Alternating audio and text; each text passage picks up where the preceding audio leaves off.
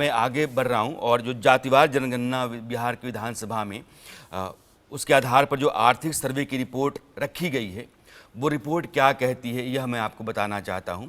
इस रिपोर्ट में यह बताया गया है कि अलग अलग जातियों में गरीबों की तादाद कितनी है, अलग अलग जातियों में आमदनी किस जाति में कितनी आमदनी के कितने लोग हैं, उनका कितना परसेंटेज है। तो यह आंकड़ा मैं आपको दिखाना चाहता हूं। इस आंकड़े में जो सबसे बड़ी बात है वो ये है कि अगड़ों में जो गरीब जाति है वो भूमिहार है। बिहार में जो दबंग है, बिहार में जो सबसे पढ़ा लिखा है, बिहार में जो सबसे अगड़ा माना जाता रहा है, वह सबसे गरीब निकला है। और पिछड़ों में जो सबसे गरीब है वो यादव हैं 35% के आसपास, और भूमिहार 27.58% के आसपास गरीब हैं। जो राजपूत और ब्राह्मण हैं, इन जातियों में 25% लोग गरीब हैं। अगर आंकड़ा मेरे पास आएगा तो मैं आपको आंकड़ा दिखाऊंगा। अब राजपूतों की तादाद में हर चौथा राजपूत गरीब है, ब्राह्मणों में हर चौथा ब्राह्मण गरीब है, लेकिन उनसे कहीं ज़्यादा गरीब भूमिहार हैं। और अगड़ों में अगर कोई कम गरीब है तो वो कायस्थ हैं, और कायस्थ लगभग 13.38% हैं जो गरीब हैं। तो अगड़ों में सबसे अमीर जाति जो है वो कायस्थों की है, और अगड़ों में सबसे गरीब जाति जो है वो भूमिहारों की है। पिछड़ों में जो सबसे पिछड़ा है वो यादव है, और जो मुस्लिम अगड़े हैं जैसे सैयद और पठान, तो सैयद 17% ही गरीब हैं। यानी कि अगड़ों में जितनी भी जातियां हिंदुओं की है कायस्थ छोड़ के, उसमें पठान जो हैं वो ज़्यादा संपन्न हैं, और सैयद उससे भी ज़्यादा संपन्न हैं। तो सैयद 17% और पठान 22%, जबकि ब्राह्मण 25%, राजपूत 25% और 27.5% भूमिहार गरीब हैं। ये आबादी जो है, अब आप आबादी के लिहाज से गरीबों की तादाद आपके सामने है। यादवों की आबादी बिहार में जो नई जनसंख्या जातिगत या जातिवार आई, उसमें 14.27% जो आबादी है यादवों की है, और इनके भीतर 35% या उससे ज़्यादा 35.87% गरीब हैं। कुशवाहा ये 4.21%, 34.32, जिससे उपेंद्र कुशवाहा आते हैं। कुर्मी, ये कुशवाहा और कुर्मी ये दो जातियां जो हैं वो नीतीश कुमार का आधार रही हैं, लेकिन इस बार बीजेपी उपेंद्र कुशवाहा के जरिए या अपने प्रदेश अध्यक्ष के जरिए सम्राट चौधरी के जरिए इस जाति को अपने पास लाने की कोशिश में है। कुर्मी 2.88% हैं, और इनमें 29.9 मान के चलिए 30% गरीब हैं। पिछड़ों में जो मजबूत जाति है वो कुर्मी है और बनिया है। बनिया लगभग 25% के आसपास गरीब हैं। जितने बनिया गरीब हैं, कमोबेश 1% के आसपास की आबादी में ब्राह्मण और राजपूत गरीब हैं, भूमिहार ज़्यादा गरीब हैं, और पिछड़ों में यादव जो हैं गरीब हैं। अब सवाल यहाँ ये उठता है कि जब आप सरकारी योजनाओं का फ़ायदा देते हैं, सरकारी नीतियां बनाते हैं, आरक्षण का फ़ायदा देते हैं, तो आप यह जो 35% है, 34% है, 29% है, आप इसका ख्याल करेंगे, या फिर इसमें इन सभी 100% का ख्याल करेंगे, इसमें सभी 100% ख्याल करेंगे। ये राजपूत, ब्राह्मण, भूमिहार, बनिया, यादव, कुर्मी या अनुसूचित जाति जनजाति की जो जातियां हैं जो गरीब हैं, उनको फ़ायदा मिलना चाहिए, या फिर जाति के आधार पर आप आरक्षण देंगे। अरविंद जी, मैं आपके पास आना चाहता हूं। मेरा सवाल शायद आप समझ रहे होंगे। मैं ये कह रहा हूं कि यादवों की आबादी 14% है, या राजपूत वहां लगभग 4.5% से ऊपर हैं, तो कुल यादव की जो आबादी है उसके अनुपात में आरक्षण के लिहाज से उनकी जगह होनी चाहिए, या फिर यादव में जितने गरीब हैं उनको मिलना चाहिए, कुशवाहा में जितने गरीब हैं उनको मिलना चाहिए, कुर्मी में जितने गरीब हैं, गरीबों के भीतर बंटवारा होना चाहिए या जातियों के भीतर बंटवारा होना चाहिए? दो तीन तरह की चीजें हैं। पहली तो यही है कि डिप्राइवेशन किस किस्म का है, और डिप्राइवेशन का के किस्म में जैसे जेंडर का डिप्राइवेशन तो जन्म से आता है कि कोई औरत पैदा होना उसके बस में नहीं है। लगभग इसी तरह का डिप्राइवेशन जाति भी देती है कि आप पैसा रुपया कमा लीजिए लेकिन जाति आपकी नहीं बदलेगी हिंदू समाज। तो वो डिप्राइवेशन ज़्यादा गहरा है। आर्थिक डिप्राइवेशन भी महत्वपूर्ण है, लेकिन आर्थिक डिप्राइवेशन में ये गुंजाइश बनी रहती है कि आप अपनी स्थिति सुधार सकते हैं, कि आपकी स्थिति सुधर सकती है।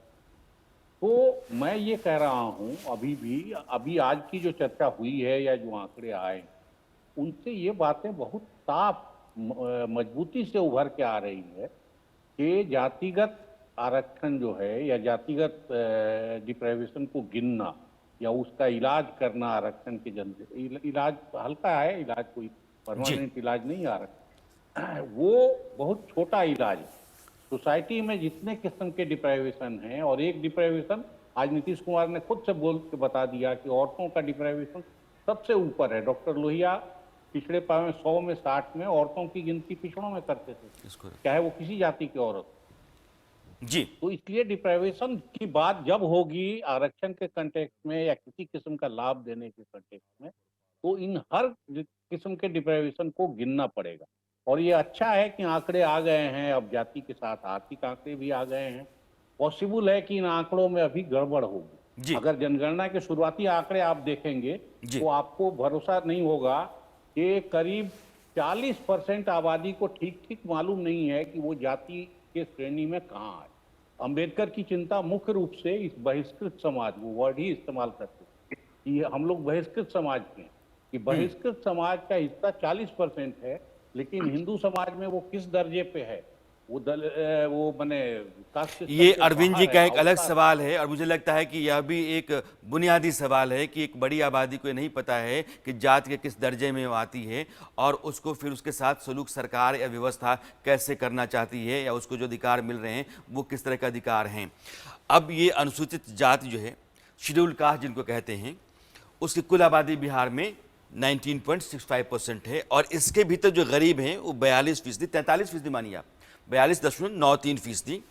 अनुसूचित जाति, जनजाति, शेड्यूल ट्राइब आबादी 1.65%, और गरीबों की तादाद 42.70। अब आप देखिएगा कि बिहार की जो अनुसूचित जनजाति है वो अनुसूचित जाति से बेहतर दिख रही है आपको आंकड़े में। 42.93% गरीब हैं अनुसूचित जाति में, और जनजाति के भीतर 42.70% हैं। लेकिन बड़ा चंक है किसी भी जाति में जो गरीबों की तादाद है, उससे जैसे आप अनुसूचित जाति और जनजाति में आते हैं, लगभग 1.25 गुने का फर्क आना शुरू हो जाता है। यह बहुत ज़्यादा गरीब तबका है बिहार का, जो पिछड़ा तबका है, जिसकी आबादी 27.12% है, उसके भीतर गरीबों की तादाद 33% के आसपास है। और जो सामान्य वर्ग है, जिसकी कुल आबादी 15.52% है, 25%। अब आप देखिएगा कि आप इस पिछड़े तबके को रखते हैं तो इसमें 33% लोग, हर तीसरा आदमी गरीब है, और अगड़े में हर चौथा आदमी गरीब है। तो मेरा सवाल यह है कि आप गरीबों को आरक्षण देंगे, चाहे वो किस तबके का, शेड्यूल कास्ट का हो, शेड्यूल ट्राइब का हो, ओबीसी का हो, अगड़ा हो, यह होता है हमारा 100%, ना कि इनको लेकर के 100% होता है। अगर जाति के आधार पर चलेंगे तो दिक्कत है। फिर तो इन जातियों के भीतर पिछड़ा वर्ग में जो जातियां मजबूत हैं, इसका फायदा तो वो ले जाएंगी, जो इनको मिलना चाहिए उसका फायदा ये ले जाएंगी, जो इनको मिलना चाहिए उसका फायदा ये ले जाएंगी। ये क्रीमी लेयर है। कुल आबादी में अगर आप 25% यहां है तो 75% जो इधर बचा हुआ है उसको फायदा मिल रहा है। तो आप इस लिहाज से जो गरीब तबका है किसी भी जाति जनजाति का, उसको आप 100% मान करके उनको आरक्षण दीजिए, उनको सरकारी योजनाओं का फायदा पहुंचाइए, ये जरूरी है। ये जाति के आधार पर आप आबादी देख लीजिए और गरीब देख लीजिए। यह जो अगड़ी जातियां हैं, भूमिहार, जो मैंने पहले भी कहा कि आबादी इनकी है 2.87%। बिहार में कुर्मियों की जितनी आबादी है भूमिहारों की लगभग उतनी है। कुर्मी 2.88% है और भूमिहार 2.87% है। ब्राह्मणों की आबादी 3.66, राजपूत 3.45 और कायस्थ 0.60। अब इनमें जो गरीब हैं, भूमिहार में 27.27% गरीब, ब्राह्मणों में 25% से ज़्यादा गरीब, राजपूतों में लगभग 25% गरीब और कायस्थों में लगभग 14% गरीब। ये गरीबी है। और मैं यही कह रहा हूं कि इन गरीबों को आप ले जाइए, शेड्यूल कास्ट के गरीबों को ले आइए, ओबीसी गरीबों को ले आइए, और वो गरीबों की जो जमात है वो 100% बिहार के गरीब हैं, और सरकारी योजनाओं का फायदा, आरक्षण का फायदा उस गरीब तबके को मिलना चाहिए।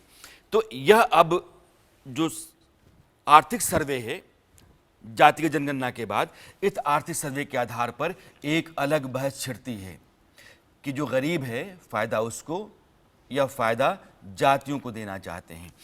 अरविंद जी, मेरा आखिरी सवाल, जो इंटेंट रहा होगा नीतीश कुमार का जातिगत जनगणना कराने का और ये आर्थिक सर्वे जारी करने का, वो क्या है? वो ज्यादा कुछ तो पॉलिटिकल है और उसका पॉलिटिकल असर दिखाई देने लगा है। लेकिन ये दोनों सवालों को, जाति और आर्थिक स्थिति को, एक दूसरे के विरोधी नहीं मानने की जरूरत है। इनका वेटेज अलग अलग है और इनका वेटेज अलग अलग करके आरक्षण दिया जा सकता है। जैसे जेएनयू के एडमिशन में एक जमाने में ये होता था कि आर्थिक गिनती भी होती थी, उसका वेटेज थोड़ा कम होता था, जाति की गिनती उससे थोड़ा ज्यादा होती थी। स्कूलिंग अगर अंग्रेजी मीडियम से है या सरकारी स्कूल से है तो उसमें भी हल्का फर्क किया जाता था। जेंडर का डिप्राइवेशन भी एक पॉइंट हुआ करता था। तो इस तरह से अलग अलग वेटेज गिन के और एक खास लिमिट बांध दी गई थी 20 नंबर की, तो उस 20 के ऊपर नहीं होगा, बाकी आपका परफॉर्मेंस परीक्षा था और इंटरव्यू का। जी। और वो 20 नंबर में किसी को 10 मिले, किसी को 8 मिले, किसी को 5 मिले, लड़की हो तो उसको 2-3 एक्स्ट्रा मिल जाए, वो अगड़ी जाति का हो, अच्छे परिवार की। तो डिप्राइवेशन के अलग अलग लेयर बना के और उसकी गिनती करके इस समस्या को सुलझाया जाए। ये रास्ता है, बहुत बहुत वाजिब सलाह है अरविंद जी की। मुझे लगता है कि इस आधार पर एक रास्ता निकाला जा सकता है और ये समाधान का रास्ता वाजिब सा दिखता भी है। अरविंद जी, बहुत बहुत धन्यवाद आपका जुड़ने के लिए, अपनी बात रखने के लिए। इंडिया न्यूज़ के कंसल्टिंग एडिटर अरविंद मोहन, देश के जाने माने पत्रकार। और अब हो चला है आपसे विदा लेने का समय, लेकिन जाते जाते मेरा एतराज़, मेरी तकलीफ़ और वो शर्म जो नीतीश कुमार के बयान से पैदा होती है, उसका जिक्र मैं ज़रूर करना चाहूँगा। कोई मुख्यमंत्री सदन में महिलाओं के बारे में इतना अभद्र, इतनी आपत्तिजनक, ऐसा अश्लील बयान देता हो तो उस मुख्यमंत्री को अपने पद पर नैतिक तौर पर रहने का कोई अधिकार नहीं बनता है। नीतीश कुमार के इस बयान पर सख्त आपत्ति, घोर एतराज़ है। हर्षद में आज इतना ही। मेरी मुलाकात आपसे कल फिर होती है, तब तक के लिए नमस्कार।